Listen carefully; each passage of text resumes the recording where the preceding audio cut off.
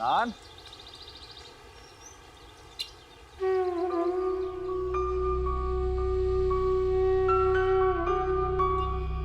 आजा बेटा नाश्ता कर ले।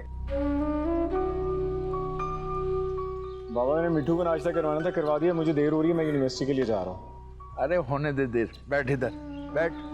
देख मैंने तेरे लिए गर्मा गर्म अंडे पराठे बनाए हैं। ये तू पहला लुकमा अपने बाबा के हाथ से खा। बोल शाबाश, ये हुई ना बात। बाबा आप बिल्कुल अम्मा की तरह मेरा ख्याल रखते हैं। ये बेटा क्यों ना रखूं, मैं नहीं रखूंगा तो कौन रखेगा तेरा ख्याल। और घर से खाली पेट नहीं निकला करते, पेट भर के जाना चाहिए। आप भी है ना, बहुत मजे का बनाया आपने। नहीं यार, तू खा, मैं बस तुझे देखता रहूंगा। तेरा पेट भर जाएगा ना तो मेरा पेट खुद ब खुद भर जाएगा, बगैर कुछ खाए पिए। ये ले, एक और ले, चल फटाफट खुल मुंह। नहीं आप बड़ा सा मुंह खोल। नहीं पहले नहीं। अब आपकी बारी। अबे नहीं, मैं खा लूंगा। मैं खिलाऊंगा। अरे यार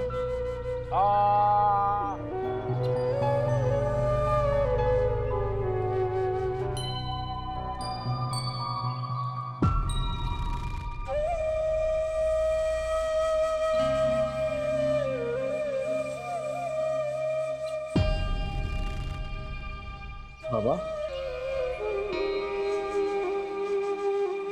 बाबा,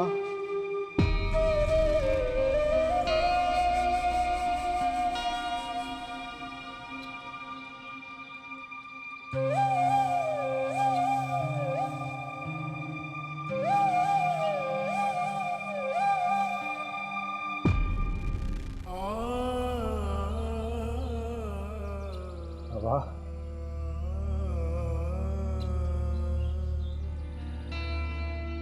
क्यों चले तुम मुझे छोड़कर?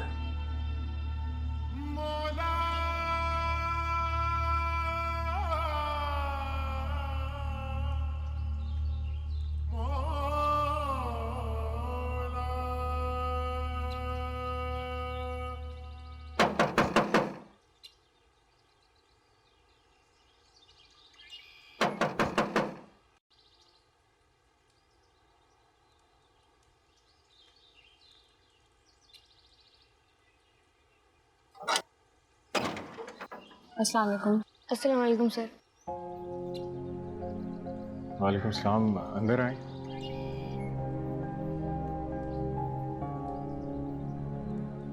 कैसे हो?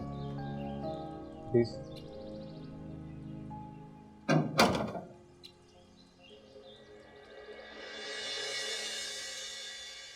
बैठें प्लीज।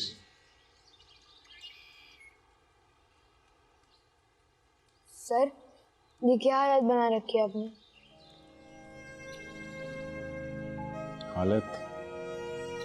बेटा मेरी तो जिंदगी बर्बाद हो गई। ऐसे नहीं कहते हैं। माँ बाप का दुनिया से चले जाना औलाद के लिए बहुत बड़ा सदमा है, लेकिन इस सदमे को बर्दाश्त करना और दुख पर सब्र करना बहुत ज़रूरी है। ये कहना शायद बहुत आसान है, लेकिन सब्र करना बहुत मुश्किल है। कैसे सब्र करूं? मेरी तो दुनिया ही उजड़ गई। आप पढ़े लिखे हो अदनान, ऐसी मायूसी की बातें नहीं करते। दर्द जितना भी शदीद हो, रो धो के कम पड़ ही जाता है। लेकिन ये जो मायूसियाँ होती हैं, ये इंसान को बहुत परेशान करती हैं। आपने इन मायूसियों के साथ नहीं, बल्कि अपने बाबा के दर्द के साथ जीना है। उनके लिए दुआ करनी है, मग़फ़िरत की, आसानियों की। फिर देखना आपकी ज़िंदगी कितनी आसान हो जाएगी। सब्र में ही सब्र है।